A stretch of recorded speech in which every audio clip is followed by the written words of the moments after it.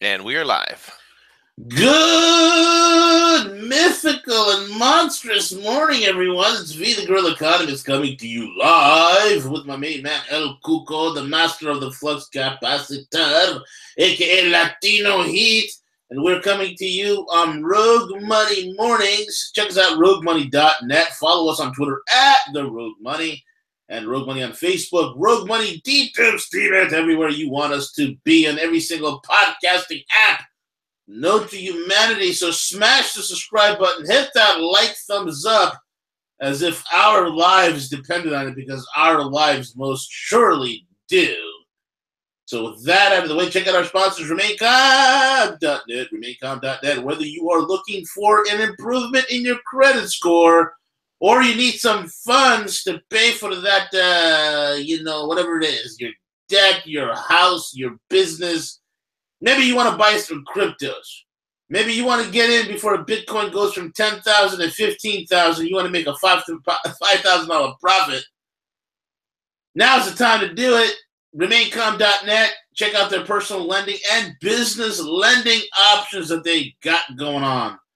Maybe you don't need any of that. Maybe you want to be the thousands of people who've gotten the banking protection, their smart banking option that protects your bank account against liens, levies, anything that can come against you. Protect your account. RemainCom.net has a solution for you. RemainCom.net. Don't freak out. Remain calm.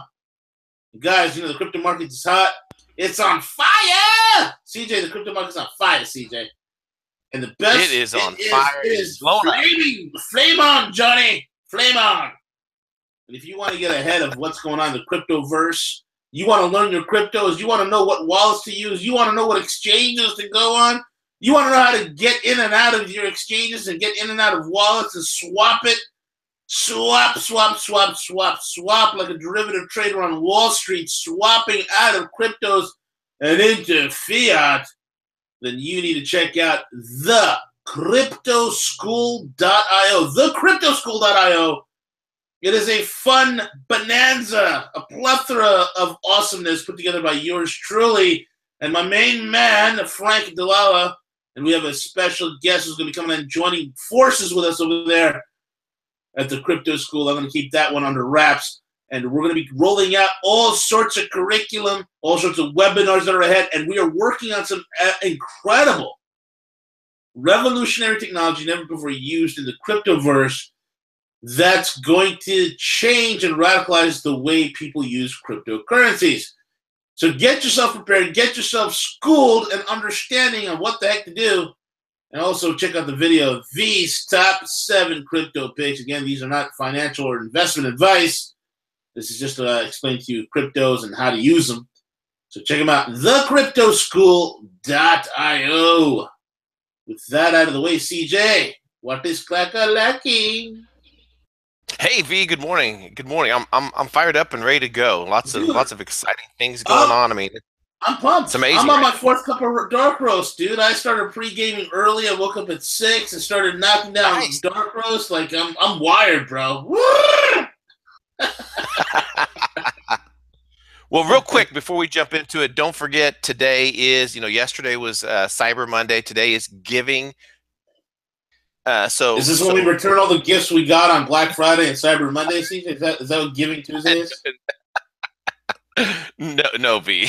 That's what can be. Yeah, that can be. But the only thing I would like to ask our listeners to do is to support local organizations that are directly involved in your community. Unfortunately, too many national organizations, V, they're just so top heavy in administrative cost and everything else. So if you're going to give today, organizations.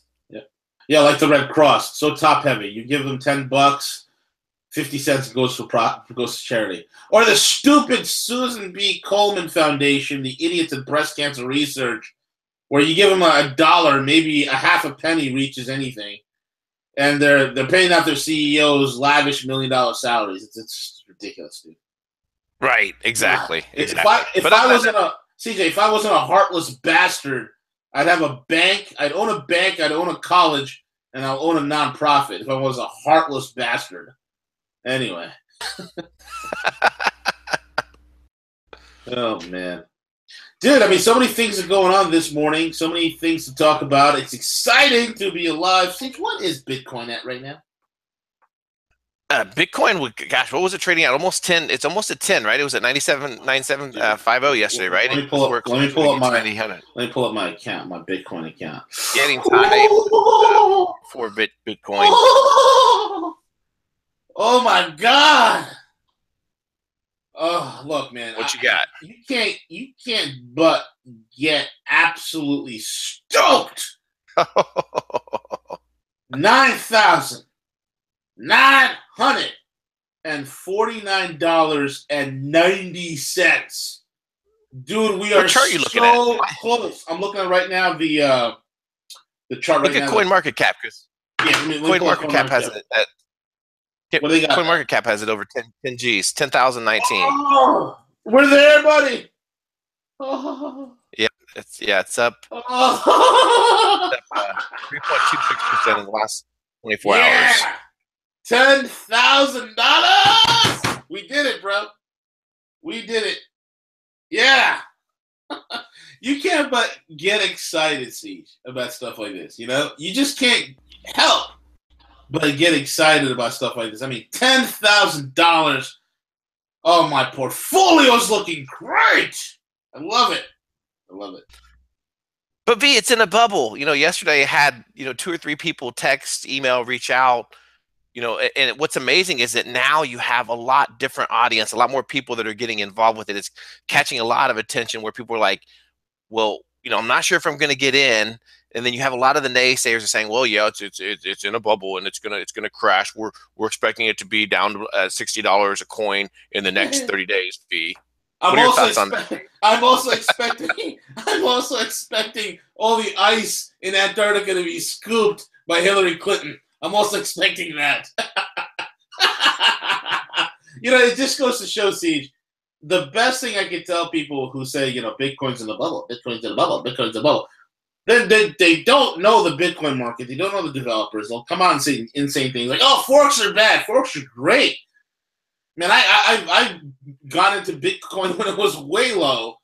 I'm doing very well. So every time a fork happens, I'm happy. Everybody who got involved before even the first fork, started. I mean, we're all doing great right now. So yay, more forks. I don't care. It's good for.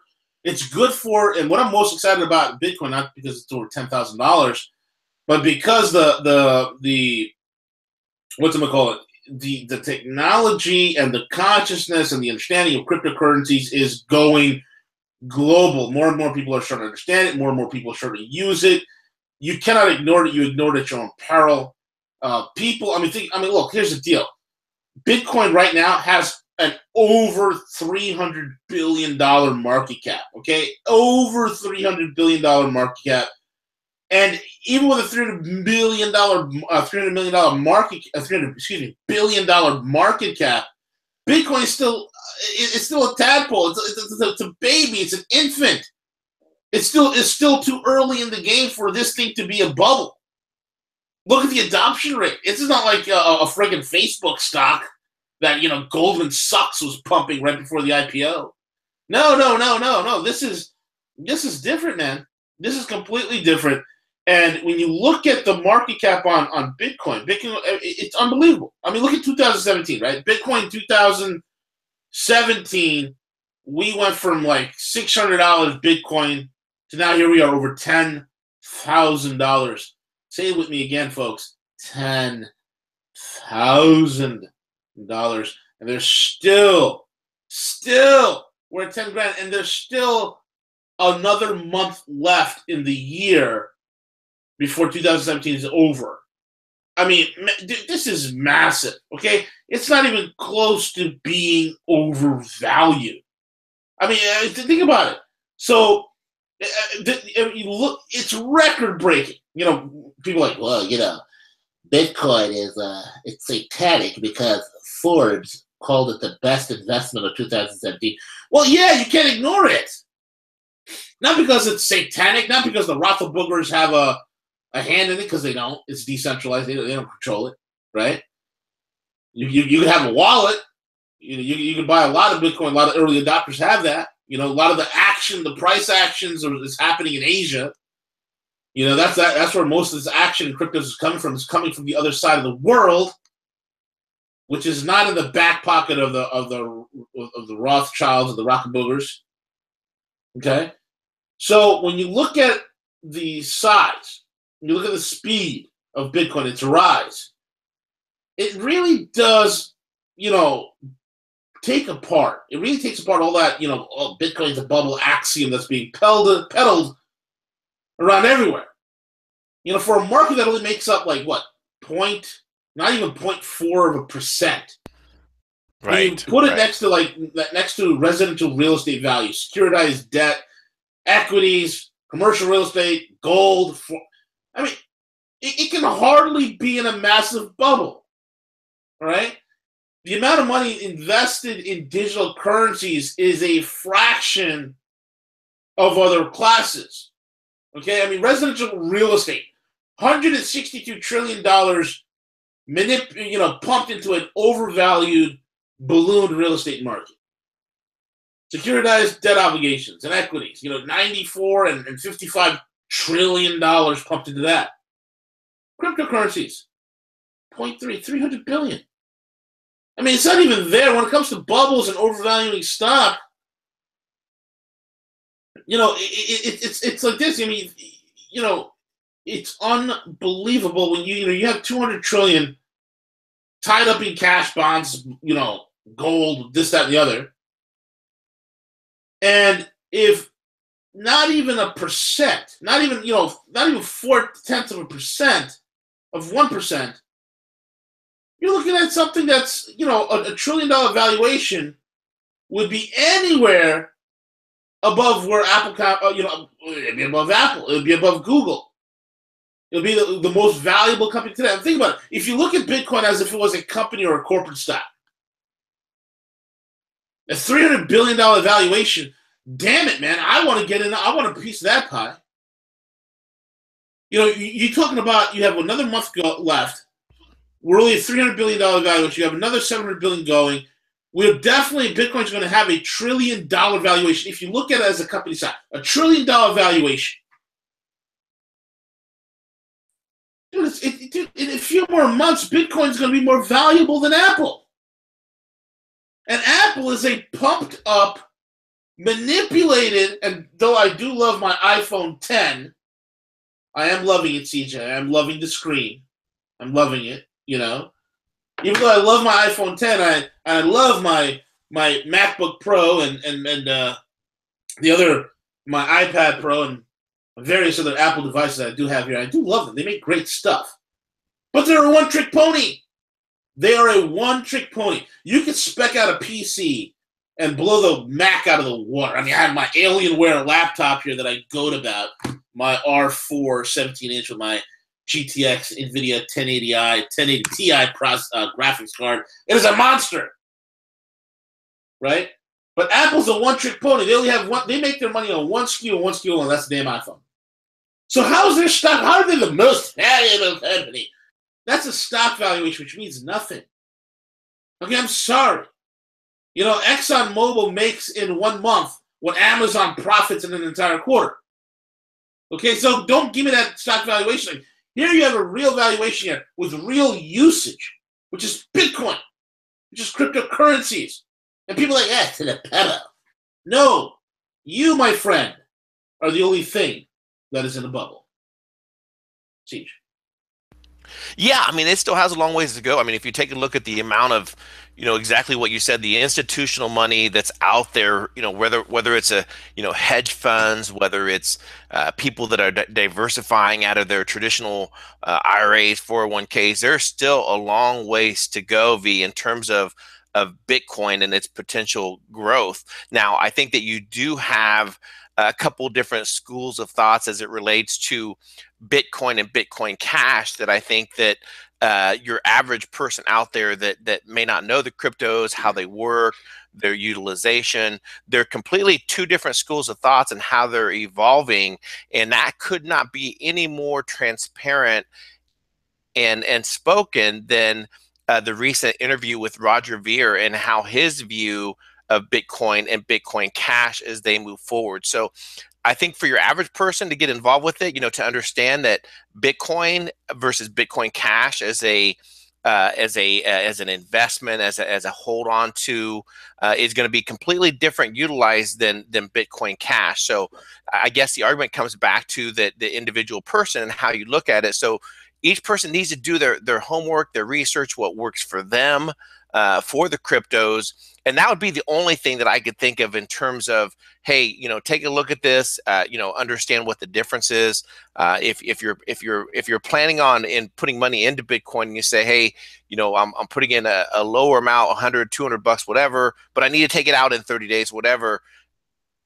You may not be as happy because you may get charged some fees that are there associated right now with Bitcoin. But again, the argument regarding Bitcoin bubble, regarding, oh, it's a fraud, it's all that. I mean, we've got to work to get those people. Those are the same people that resisted the movement to the internet, that resisted some of the movement away from, that, oh, I have to still have certain things that are, analog.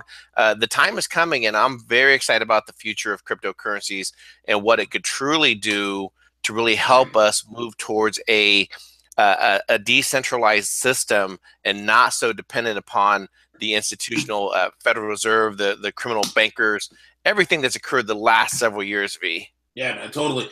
I mean, folks, we are living in the machine age. We're living in the age of computers. And cryptocurrencies is the currency of the machine. And you got to understand that. We have left the analog world. We've gone fully digital. So and not only and digital in the right way, CJ. See, if we're going in a digital world where it's just closed-ended, it's all bunch of closed-off so-called gardens that we can only play with, and we have no recourse. We can't look at the source code. Like, Bitcoin is open source. Cryptocurrencies are open source. Okay, blockchain by its nature should be open source. Everybody says, "Oh, we have a blockchain," but it's private. You can't look at it. You don't have a blockchain. You just have a ledger. You just have a ledger. That's all you have. But the blockchain, which is truly decentralized, is open source. You have a billion eyes on the code. Anybody can look at the code. So anybody can see that, oh my God, there's a back door put in there somewhere. No, there isn't. No, there isn't. Just like you can't put a back door in a Linux computer, okay? Or a Linux operating system, like Debian, like, Mint, like Elementary, like, what is that? Ubuntu, right? Why? Because there's billions of people and millions of people and programmers that are looking at the source code. The same thing is happening to blockchain. And this is what I need to get people to understand. The debates that are raging in cryptocurrencies, it's not happening at an institutional government. Those a-holes are looking to, how can we regulate it? What can we do to tax it? You can't regulate it. You can't tax it. Those who understand how cryptos work, those who are familiar with the game, will always be 10 steps ahead of any regulating agency, period. That's just the name, that's just the nature of the beast, because the blockchain makes it that way. It's very difficult and very, very expensive for an agency just to triangulate on one crypto wallet and then try using the power of deduction and circumstantial evidence and algorithms trying to pinpoint who that wallet belongs to. And you could only do it on certain cryptos. Try doing that on a Monero. You don't have a snowball's chance in hell of doing that on a cryptocurrency like Monero. And Monero, I was telling people to get involved in Monero was like $60. Now it's like $160. You just more than doubled your profit. More than doubled your investment, excuse me. So it's not in a bubble. There's no backdoors. And it's important that, look, if you haven't been involved in cryptocurrencies, folks, here's another shameless plug for you. thecryptoschool.io. thecryptoschool.io. We're in the infancy stage. There's going to be new curriculum rolling out. And we're going to have professors, some of whom are very familiar faces in the crypto space, that's going to be teaching and lecturing. But also we're going to be having some key personalities coming in as guest speakers. And it's there. Now's the time to get involved. And here's the price point, man. You might not go out and what's the smallest amount of gold you could buy? A gram of gold. That's going to be, let's say, like $40-50 you can spend on a gram of gold, right? $60, $70, depending on how it's laid out, okay? Depending on how it's laid out. Some grams of gold will come as specific security embossed cards that have different types of security features, and you pay a premium for that. Others have loose grams of gold, which, I'd be scared to buy because it can go loose, all right? So those grams of gold, you buy for $40, whatever. But here's the thing, even with Bitcoin at $10,000 a coin, even at Bitcoin Cash, okay, at $1,500 a coin, even at Ethereum, let's not forget about Ethereum. Ethereum's on its way to $500. It's at $474 right now. Look at Ripple. Okay, Ripple's been on a tear. 26 cents. 26 cents. Bitcoin Gold at $342. Litecoin, which I love, started buying Litecoin, was at $60. $92, man. Dash is at $621. Ethereum Classic at $34. Monero, $185. Bam! These are things that you guys can still take $20 and throw it in there. I'm not telling you to, let me go take out a second mortgage on my home. Let me empty my entire savings account or liquidate my entire thing and put 100% in. No. You want to get involved in this. This is something you do. Again, folks, it's not investment advice. It's something you do. Be wise about it. At least have a sense of pragmatism about what you're doing. Just understand it for what it is. Siege. Yeah, and then there's a lot of, some of the metals guys are coming around to, really understand the cryptos. And V, you said it the other day that the cryptos are going to have the ability to really bring gold forward as well. Yeah. And even your institutional guys are really speaking to that. So there's an article up on Zero Hedge, and it's titled "Gold Fund: Bitcoin Will Make Gold Global Again." And that's primarily because you're going to see a lot of those traditional investors that come in. They're going to utilize the Bitcoin, and their profits are going to take for Bitcoin. And what better way to get into the metals and buy some gold, buy some silver, than utilize any profits that you drive off the cryptos? So I think, again, that you're going to see the cryptos, the Bitcoin Cash, you're going to see those bring gold along with it, V. Absolutely, man. Cryptocurrencies will be the tool of the masses.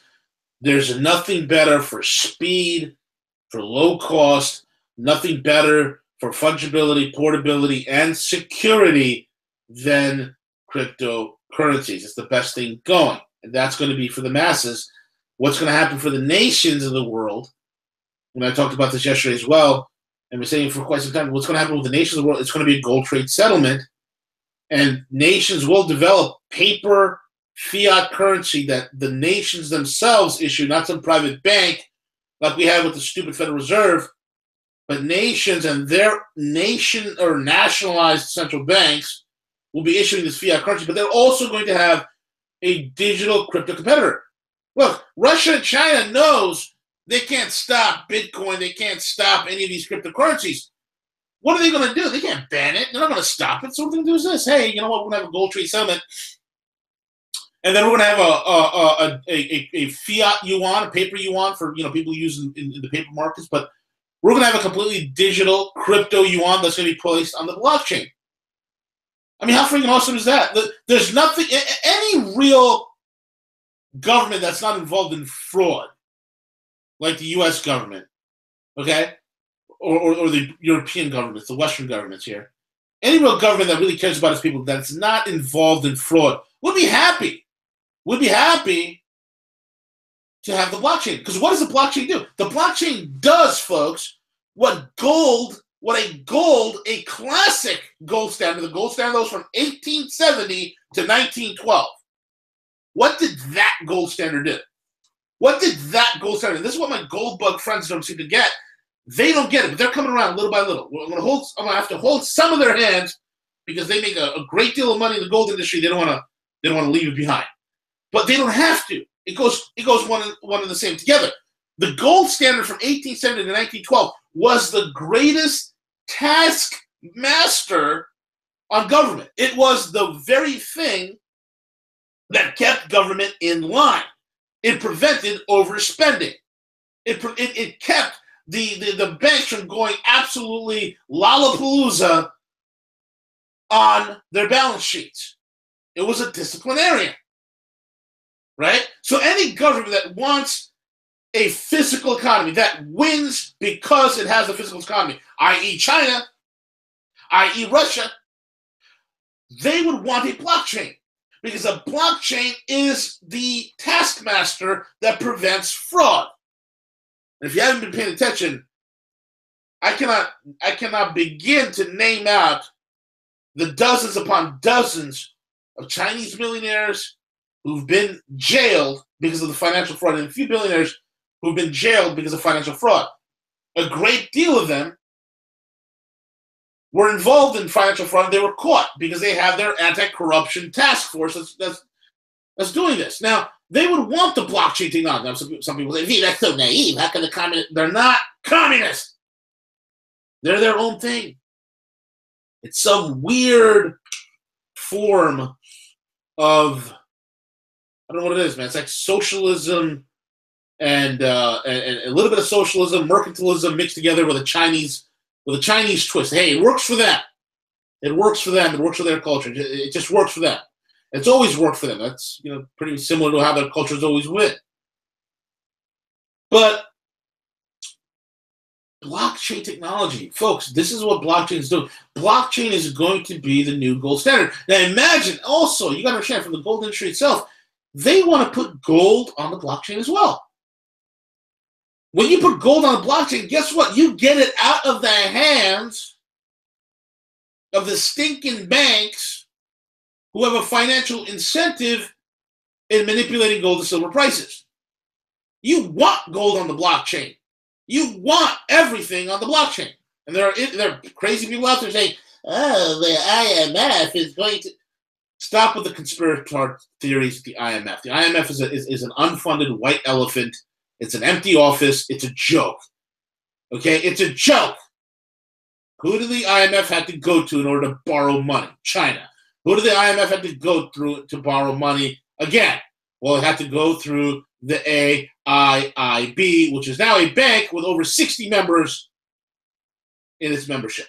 57 to 60 members right now at this point. Screw the IMF.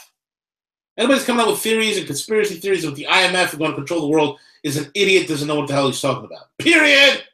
Or just doesn't understand the game. That's all it is. That's all it is. Siege. Yeah, no, absolutely. I agree 1000%. And as far as the blockchain, the ledger, the technology, exactly what you just said, providing the transparency to the gold, the pricing, the markets. Imagine that when humanity wakes up and says, well, why doesn't every government agency have a blockchain in terms of their expenditures, where the American taxpayer can go into any branch of government to see exactly where the money is flowing? Imagine the transparency that blockchain could bring to our federal government.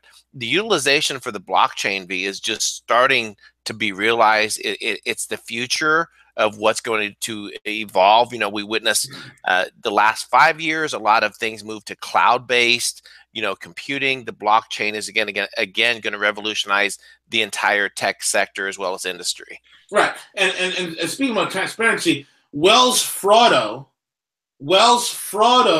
again proves to the public why you can't trust the banks. And what happened again this time for Wells Fargo, CJ?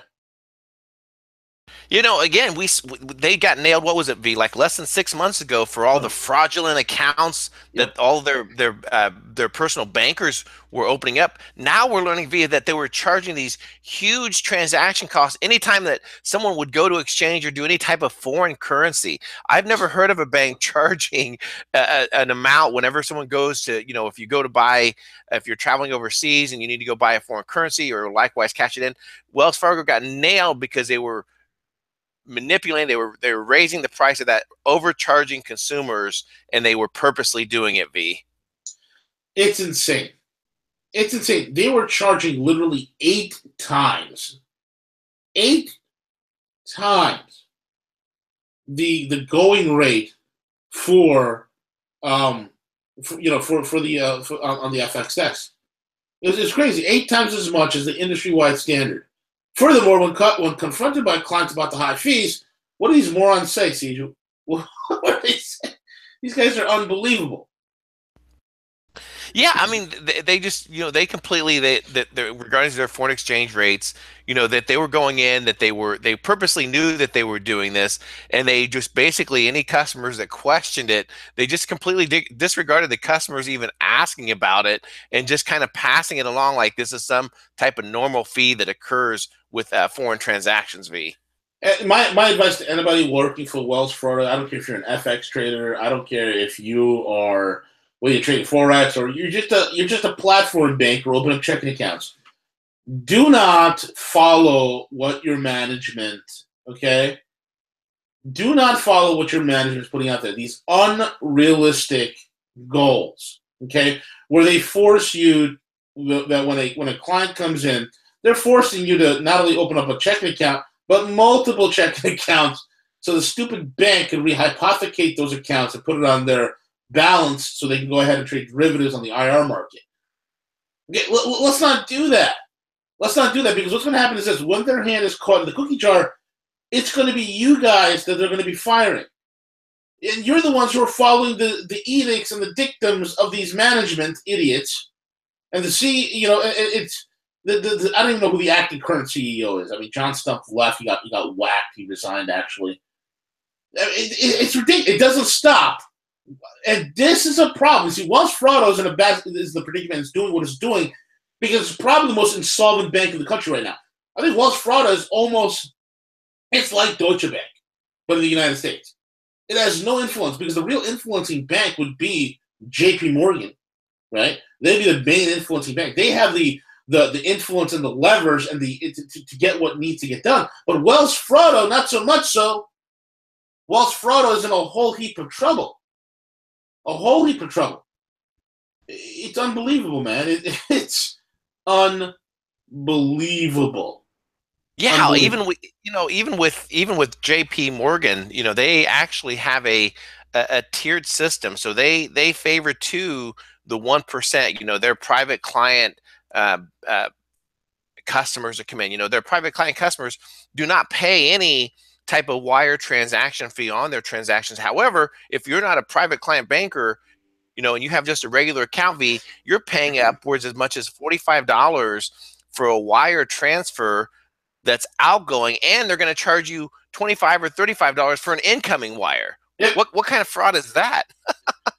It's unbelievable, man. It's the worst kind of fraud there is, and it just goes to show you, you nickel and dime people. You got all these rehypothecated checking accounts where bankers you go in there and open up an account. Next thing you know, you find out there's like 5 other accounts with your name on it, even though it's not registered to your online banking. And you're wondering, how do these 5 accounts exist? And how come there's only $1, maybe $10, or maybe $20 in each account? Well, each one of those accounts are being rehypothecated and then used as collateral. You add that up to the tens of thousands of clients that are in Wells Fargo. That, with the rehypothecation could be billions that they're rehypothecating and using on their books in their derivative bets down Wall Street, man. This is the kind of game that happens. Why? Because the bank is totally liquid. Totally liquid. Oh my God, this whole system's got. I am sick of these bankers. I'm sick of these deviants that run the banks, man. I hate them all. I hate them all. Hate with a capital H. Anyway, man, what's going on here? Secret deal between Putin brokers Syria-Israel peace. Yeah, so this is kind of almost breaking news in terms of it coming out. Zero Hedge reported on it that apparently at some point, and we remember here recently that Assad visited with Putin in Sochi. So needless to say, what is coming out through back channels is that that Putin was able to do a deal between Assad and Netanyahu in regards to Syria, where Netanyahu agreed that they would no longer be bombing Syria, involved with this, and Assad in return is creating what they're labeling kind of a de-escalation zone, just allowing, I believe it was 25 miles between Israel's Golan Heights and Syria, that there would be no military, there'd be no involvement in this. So Putin is effectively negotiating this right now with Netanyahu and Assad. So again, this is reported a couple different places. Zero Hedge, the Jerusalem Post, that they revealed this information. So time will tell whether or not, in fact, that this is a true peace treaty between the two countries. We'll have to wait and see. Netanyahu is a very, very dangerous man. I don't care if you've met him. I don't care if you know him. I don't care if you shake hands. I don't care if he came and slept in your bedroom with you, Jared Kushner. I don't care how nice you think Netanyahu is. Netanyahu is a career politician. He's a liar. He does things that are self-beneficial and benefits himself first rather than his own country. Okay? Netanyahu is, again, playing wag the dog. Netanyahu, listen to how insane this guy is. This is his last quote in the summit in August, where this guy was talking about, when he was up there. He's saying, "We cannot forget for a single minute that Iran threatens every day to annihilate Israel.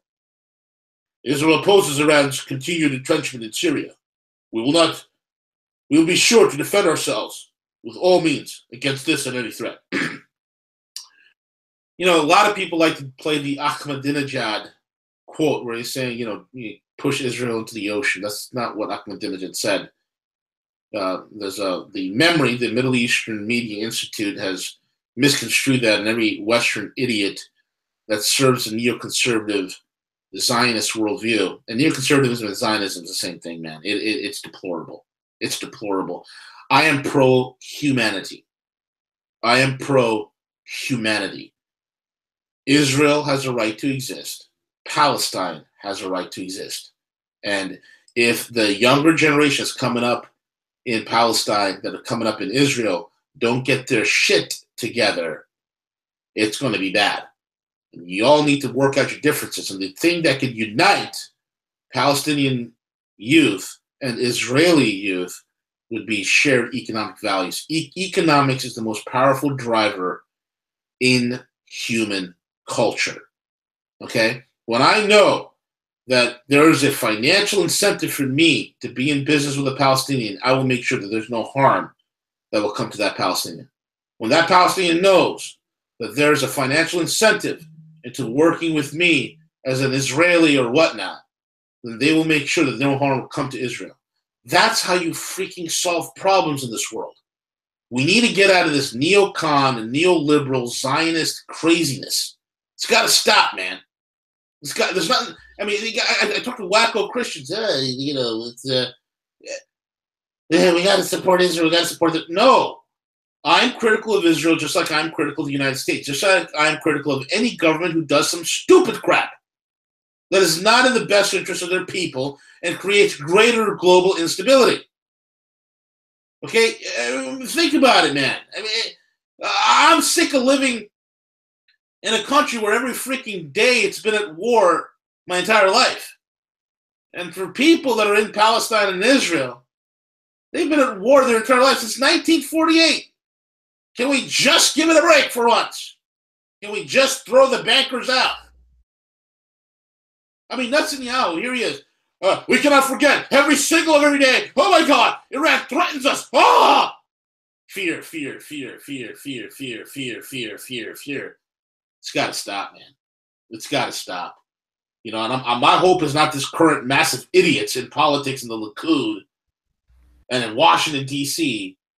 and in the EU that are going to solve this mess. There's going to be clear thinkers. Thank God for Russia and for Putin pulling on this dog's leash, bringing Netanyahu to yield.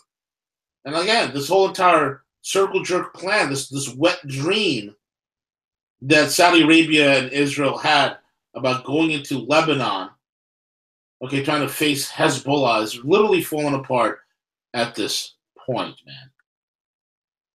Yeah, Doesn't it? absolutely. Let's just hope this deal can be confirmed, V. Yeah, absolutely, bro. Absolutely. With that, man, let's go hit one more thing and we'll call it a day. What do you want to hit, Siege? Your pick.